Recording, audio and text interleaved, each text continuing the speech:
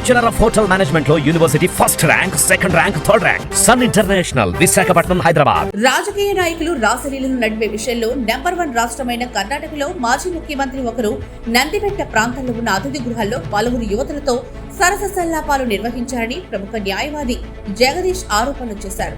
సదరు మాజీ ముఖ్యమంత్రి తీరుపై సుప్రీంను ఆశ్రయించనున్నామని న్యాయవాది జగదీష్ ప్రకటించారు. మాజీ ముఖ్యమంత్రిపై చర్యలు తీసుకోవాలని సర్వోన్నత న్యాయస్థానంలో కేసు దాఖలు చేస్తామని తెలిపారు.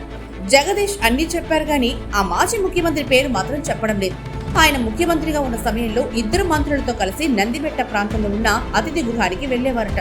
అక్కడ పలువురు యువతులతో ముఖ్యమంత్రి అండ్ మంత్రి సాంస్కృతిక కార్యక్రమాలు నిర్వహించేవారని ఆరోపిస్తున్నారు.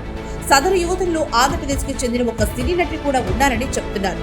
ముఖ్యమంత్రి మంత్రులకు ఇలాంటి సేవలు చేసి పెట్టడం ద్వారా కొంతమంది దళాలు తమ ఫైళ్ల మీద సంతకాలు చేయించుకునేవారని లాయర్ జగదీష్ ఆరోపించారు. ఈ వ్యవహారం వెనుక 20 మంది అధికారుల పాత్ర కూడా ఉన్నట్టు సమాచారం.